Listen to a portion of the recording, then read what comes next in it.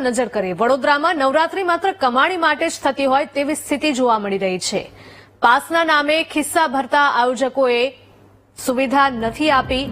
United વેના garba મેદાન પર ખેલૈયાઓને કડવો અનુભવ થયો છે। યુનાઇટેડ વેના ગરબા મેદાન પર કીચડનું સામ્રાજ્ય હોય તેવું સ્પષ્ટપણે જોવા મળ્યું। કીચડમાંથી પસાર થઈ ખેલૈયાઓ મેદાનમાં જવા મજબૂર બન્યા છે। ગરબાના મેદાનમાં પણ જોવા મળ્યું કીચડ। સુવિધાના અભાવને લઈને ખેલૈયાઓએ બળાપો કાઢ્યો હતો।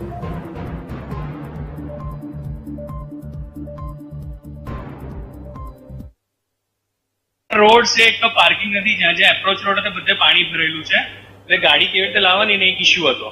હવે જ્યાં આગળ અમે લોકોએ પાર્ક કર્યું ત્યાંથી કાદવમાં થઈને અહીંયા આવવું પડ્યું છે એટલે અને આગળ તો ઘણા લોકોને પાછા મોકલ્યા છે કારણ કે જગ્યા જ નથી આવવાની પાર્કિંગ। વરસાદ આવ્યોમાં કોણ શું કરી શકે, ધેટ ઇઝ ધ ફેક્ટ।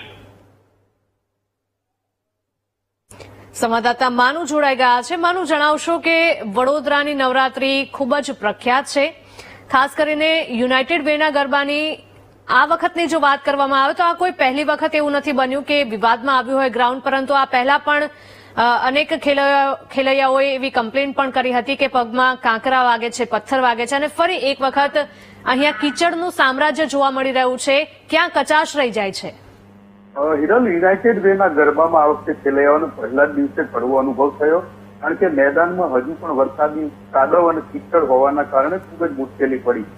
જે રીતે યુનાઇટેડ વે દ્વારા પ્લેયરના પાસ જે એમાં તેને પૈસા વસૂલવામાં આવે છે, હજારો રૂપિયા પાસના લેવામાં આવે છે, પરંતુ અહીંયા વ્યવસ્થાનો અભાવ જોવા મળ્યો। વરસાદના કારણે મેદાનમાં કાદવ કીચડ હતું, જે ખેલૈયાઓ છે એમને કાદવ કીચડમાંથી પસાર થવું પડ્યું અને ખેલૈયાઓએ પણ નારાજગી વ્યક્ત કરી હતી આ વ્યવસ્થા કરવી જોઈએ। કાદવ કીચડમાં જ લોકોને ગરબા રમવા પડે એવી સ્થિતિ યુનાઇટેડ વેમાં જોવા મળી, એટલે જે આયોજકો છે એમના દ્વારા બેદરકારી રાખવામાં આવી અને ખેલૈયાઓને પૂરતી સગવડ ન મળી એવી કાલની વ્યવસ્થા છે જોવા મળી। જી બિલકુલ, બીજા પણ સવાલો થાય છે। શું આયોજકો પાસના પૈસા ખેલૈયાઓને પરત આપશે કે કેમ, તે પણ મોટો સવાલ છે।